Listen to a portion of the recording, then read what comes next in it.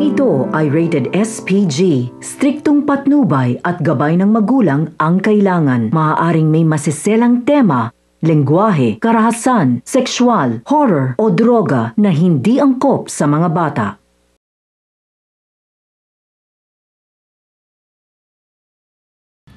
Hi, ako si Chari, ang nanay ni Clara at Angelica.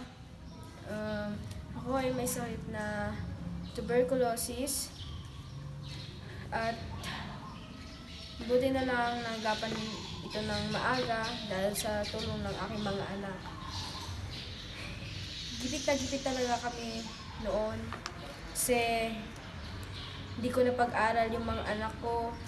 Parehas kami nagtratrabaho, pupunta kami sa bukid, nakikilabas sa mga bahay-bahay, nagluluto sa mga amo, pwedeng pasukan. Mga anak ko, napaka-responsable nila. Si Clara, mahiyain yun. Nawawala siya sa tiwala ng sarili. Napakamahiyain niya. Si Angelica naman, sobrang tapang nun. Matapang siya. Kaya kaya niyang gawin lahat kung ano yung gusto niya.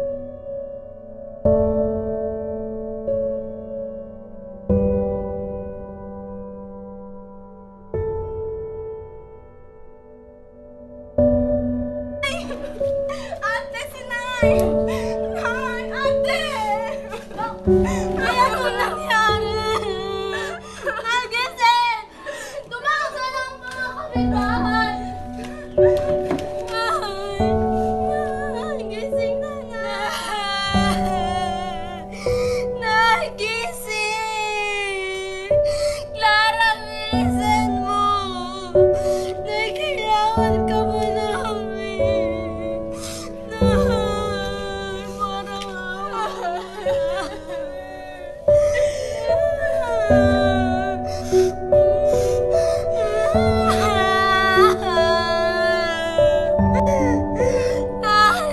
ko! Please lang, huwag kang mawala.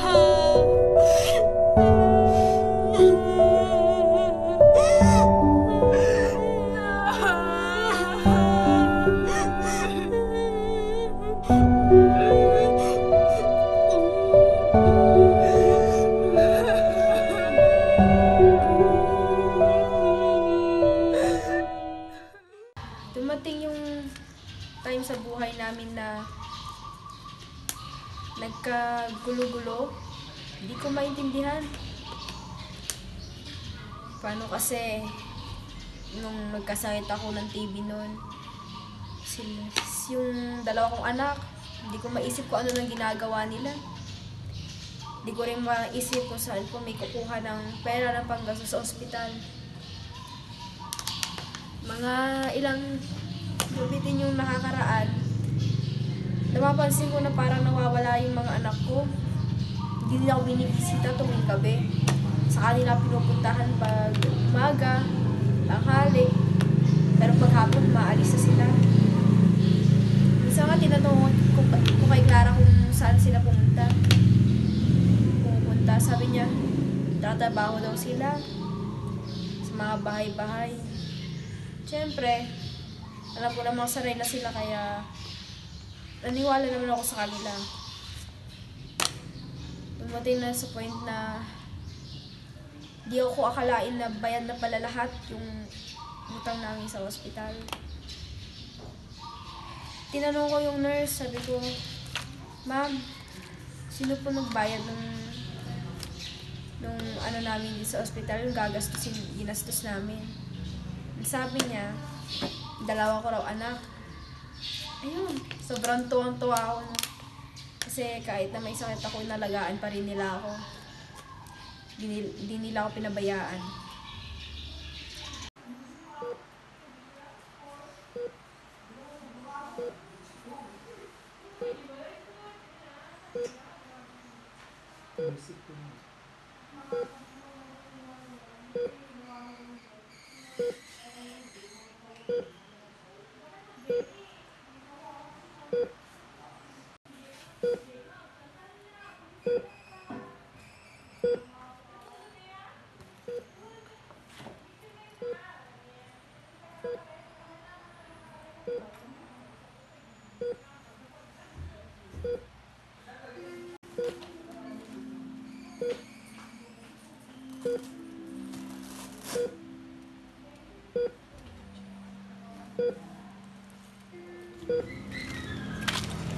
Ate, ano nang gagawin natin?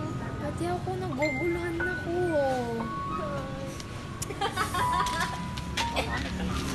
Ay.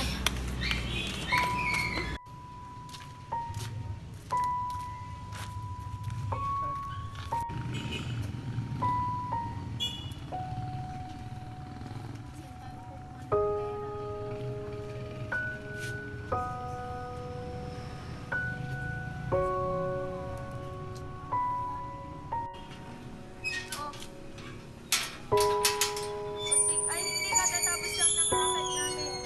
Ba't mo siya hinahanap? Ha? O sige, sige, papunta na kami. Oh my God, girl! Hinahanap ko si Justin daw. Oo talaga, bakit daw? Hindi ko alam. Tara na! Oh my God, girls! Bakit kayo umiiyak sa daan? Hindi kami pamimili ng gamot ng mama namin eh. Sayang yung beauty nyo, ang ganda-ganda nyo pa naman. Dapat ina-expose nyo yan. Tulad namin. Gusto niyo bang magkapera? Opo. Anong klaseng trabaho yung nilalong mo sa amin? Teka, meron ako niyan. Yan. Dapat pirmahan niyo lang. Tingnan mo yan. Tingnan mo yan. Teka lang, basahin lang namin. Wag na. Hindi na kailangan basahin.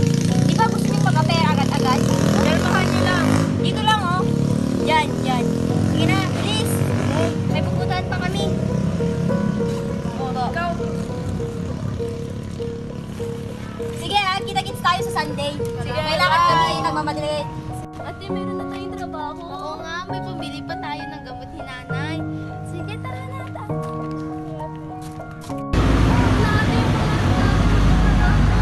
O, ito na kapatid, aming trabaho na tayo. Kaya umayos ka. Wala na ba sila?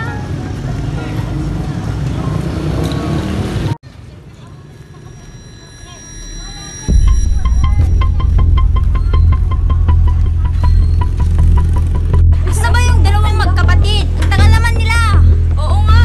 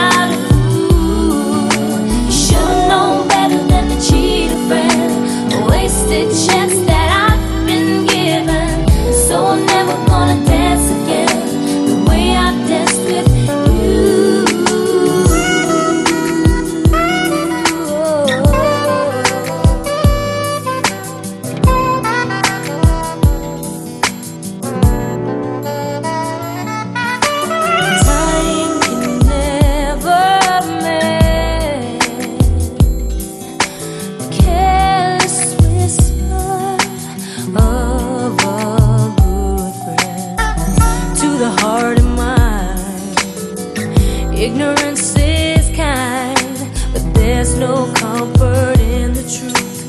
Pain is all you find. You've got no rhythm. No, it's easy to pretend, but no, you're not a fool. You should've known better than to cheat a friend. A wasted chance that I've been given. So I'm never gonna dance again the way I've danced with you.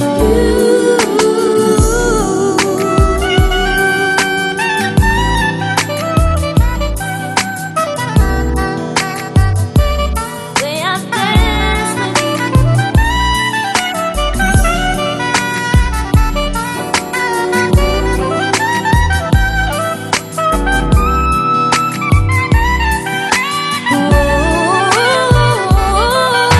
Tonight the music seems so loud.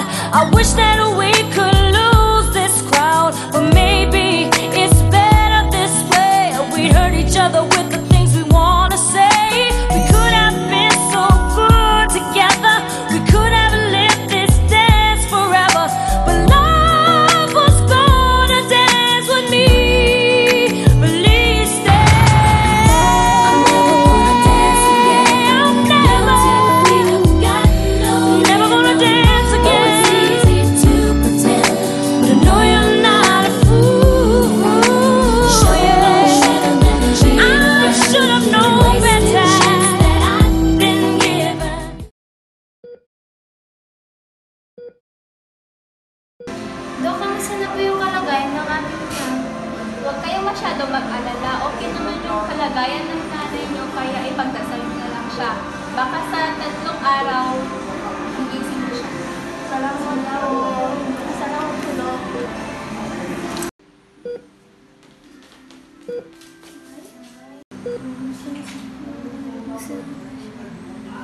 Malapay na ka. Pagpagaling ka. Gamot niya.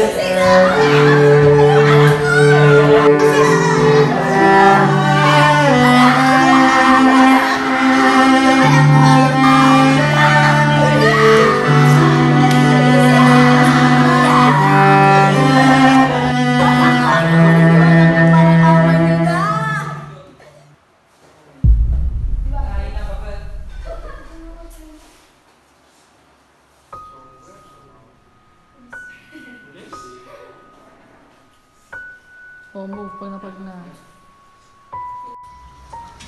Mga ready na lang natin na ako.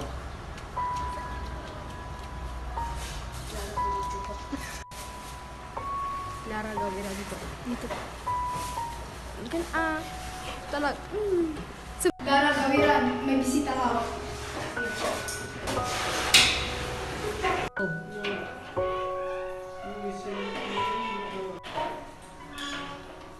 Tutok mo. O, stop.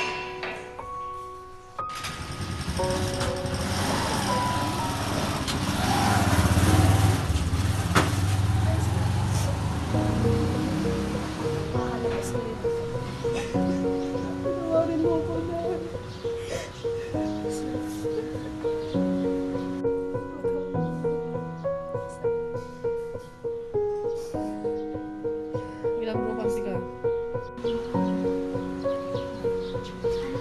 Tapos na po yung oras mo.